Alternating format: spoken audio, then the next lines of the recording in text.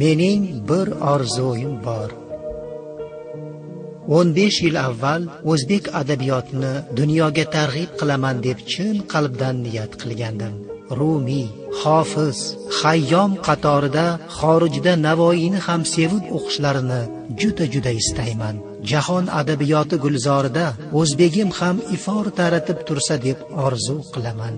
Dunyodagi ko'p mamlakatlarda ijodiy safarlarda bo'ldim. Adabiy tashabbuslarga ochildim. Yozuvchi va tarjimonlar uchun maxsus dasturlarda qatnashdim. Anjumanlarda ma'ruza qildim. Turli tillarda tarjimalarimdan o'qidim. Muxtasar aytganda, xalqaro adabiyot maydonida ancha chiniqdim. Yer kurrasining turli burchaklarida minglab shoir, yozuvchi, tarjimon do'st va qadrdonlarim borligidan quvonaman. O'zbek adabiyoti namunalarini fransuz, ispan, bolgar, turk, assam, bengal, gujarati, malayalam, hind, rus, polyak, yapon, koreys kabi chet tillarga tarjima qilinib, Yevropa, AQSh, Kolumbiya, Yaponiya, Koreya, Angliya, Vyetnam, Turkiya, Fransiya, Hindiston, Rossiyada nashr etilishda yordamchi bo'ldim. Adabiyotimizning eng yaxshi namunalarini ingliz tiliga tarjima qilish, o'qish va ijro etish esa asosiy mashg'ulotimiz bo'ldi. Hazrat Navoiy ijodi borasida rahmatli ustozimiz Tursunoy Sodiqovaning Navoiy Gulshani bayozi tarjimasidan boshlangan harakat Navoiy va Guli monologining AQShdagi Ayova shahar teatrida sahnalashtirish, Navoiy badiiy filmini ingliz tiliga tarjima qilib, chet mamlakatlarda namoyish etish, qo'sh tili xalqaro she'riyat antologiyasini tuzish, Lisoni Tayrdan ilhomlangan amerikalik yozuvchi Laura Whitton bilan 3 tilli Raqqosa ayiq xonim kitobini chiqarish, Varshavalik tarjimon Yanush Krzizovskiy bilan hamkorlikda Lisoni Tayr va Navoiy g'azallarini polyak tilida chop etilishiga ulanib, Navoiy g'azallarini ingliz tilida Jahon adabiyoti jurnalining har sonida berib borilishi bilan davom etmoqda. Pahlavon Mahmud, Cho'lpon,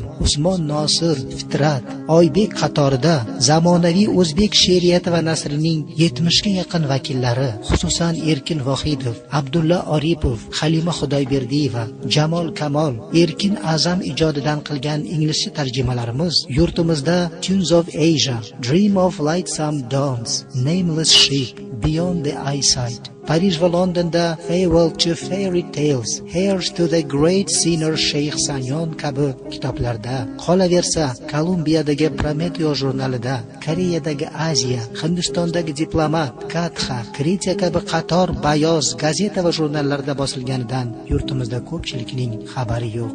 Samimiy targ'ibot maqsadida she'riyatimizning eng yaxshi vakillari she'rlarini o'zbek va ingliz tillarida mitti videolar qilib, YouTube, Facebook singari minglab odamlar ko'radigan ijtimoiy tarmoqlarga joylayapmiz. Toshkent metro bekatlaridagi ko'zingiz tushgan bo'lsa kerak, Halima Xudoyberdiyevaning she'rlari 2 tilda metrodagi katta ekranlarda namoyish etilmoqda. Tez orada boshqa shoirlarimizning ham videolari va she'rlari metro bekatlarida berila boshlaydi. Bunday kamtarona faoliyat ichida odam binoyiday tashkilotchi ham bo'lib qolarkansan.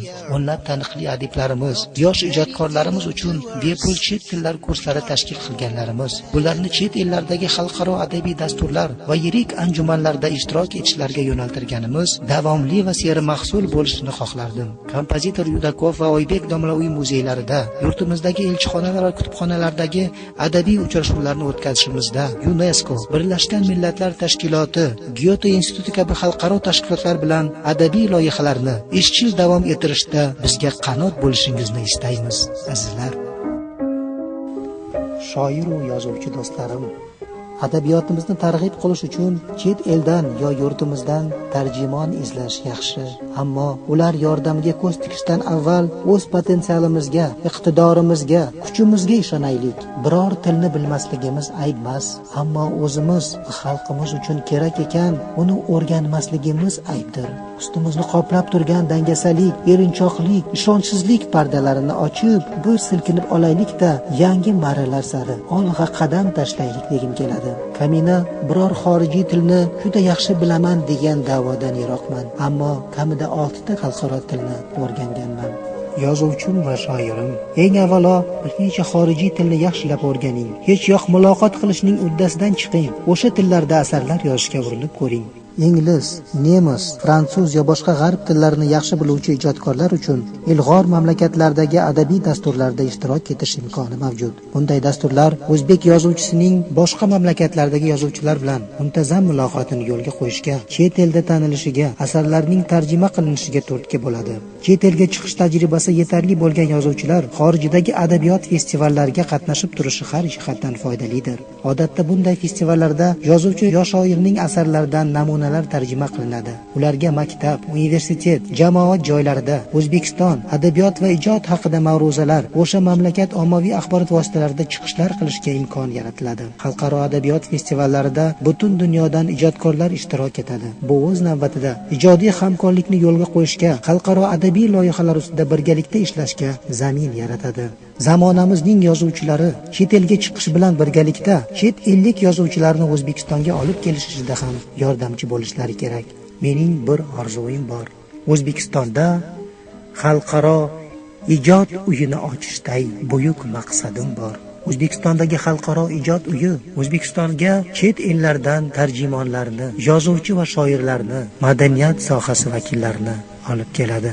O'zbek she'riyati va nasrini chet elliklar bilan birgalikda, hamkorlikda tarjima qilib, chet mamlakatlarda targ'ib qilinishiga, chet mamlakatlardagi nashriyotlarda o'zbek she'riyati va nasri namunalari bosilishiga yordam beradi. O'zbekistondagi xalqaro ijod uyi bir nechta xorijiy tillarga qilingan o'zbegimning vakillari qilgan tarjimalarni chet eldan olib kelingan tarjimonlar, yozuvchi va adiblar yordamida tahrir qilingan holda xalqaro miqyosga olib chiqilishiga yordam beradi. Aziz yozuvchi va shoirlar, muhtaram tarjimon do'stlarimiz, keling birgalikda O'zbekistonda xalqaro ijod uyini ochishga bel bog'laylik. Mana shu maqsad yo'lida birgalikda harakat qilaylik. Bu so'z o'zbek she'riyatini, o'zbek yozuvchisi yo shoirini dunyoga olib chiqish juda ham mushkul vazifadir. Xalqaro yozuvchilarga, tarjimonlarga eshiklarimizni keng ochaylik. O'zbegimning eng yaxshi shoir va yozuvchilarini xalqaro maydonda ko'rishni juda ham orzu qilaman. Juda ko'p xalqaro ijodiy dasturlarda ishtirok etdim. Juda ko'p festivallarda qatnashdim. Nobel mukofoti sovrindorlari Orxan Pamuk ishtirok etgan, Moyan ishtirok etgan xalqaro ijodiy dasturlarda qatnashdim. Gerta Myuller bilan birgalikda Stokgolmda o'tgan 1-xalqaro tarjimonlar anjumanida nutq so'zladim. Xo'sh, nima bo'pti? Agarki Navoiyni dunyo bilmasa, agarki O'zbekiston degan yurt borligini, o'zbek adabiyoti degan go'zal bir adabiyot borligini, Navoiy degan buyuk daho borligini dunyo bilmasa, xalqaro ijod uyi ochib O'zbekistonga Navoiyni, Mashrabni, Muqimiyni, Cho'lpon va Usmonni, Abdulla Oripov, Erkin Vohidovni, Halima Xudoyberdi va Jamol Kamolni dunyo tillariga tarjima qiladigan ijodkorlarni olib kelib, ular bilan hamkorlikda o'zbek adabiyotini targ'ibot qilishday buyuk bir maqsadim bor. Mening Navoiydan qilayotgan tarjimalarim hech narsa emas. Bir nechta xorijiy mamlakatlardagi mutaxassislar, do'stlarimiz tarjimalarimga juda ham yuqori baho bergan joylari yo'q. Chunki men Navoiyni ingliz tiliga o'zbek bo'lib tarjima qilyapman. Shuning uchun ham juda ham istardimki, o'zbek adabiyoti namunalarini O'zbekistonga taklif qilingan, o'zbek tilini biladigan, o'zbek tilini o'rganayotgan mutaxassislar yordamida ular bilan hamkorlikda tarjima qilinishiga erishish kerak.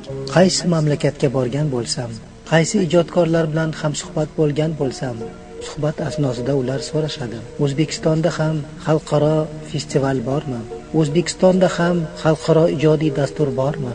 Afsuski bu savolga javob berish oson emas. O'zbekistonda xalqaro ijod uyining ochilishi kelgusidagi xalqaro she'riyat anjumanlari, xalqaro yozuvchilar festivallari, xalqaro ijodiy dasturlar ochilishiga turtki bo'lishiga ishonaman. Bir ko'prikman, o'z bo'ligicha hech kim bosib o'tolmas.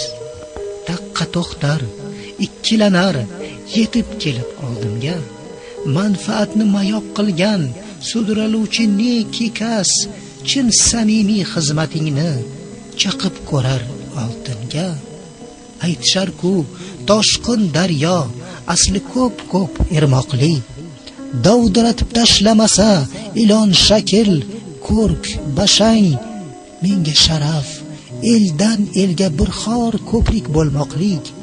Ostimdagi og'zin ochgan yo'xolardan qo'rqmasang, ko'prik bo'lay bu zamindan uzilmasa oyog'ing, samolarga sachraganing bo'lsa gar haq ortidan, o'tkir charx urilgan aytar so'zing, yarog'ing, olov ruhing yonsa, tiriklikning shartiday ko'prik bo'lay.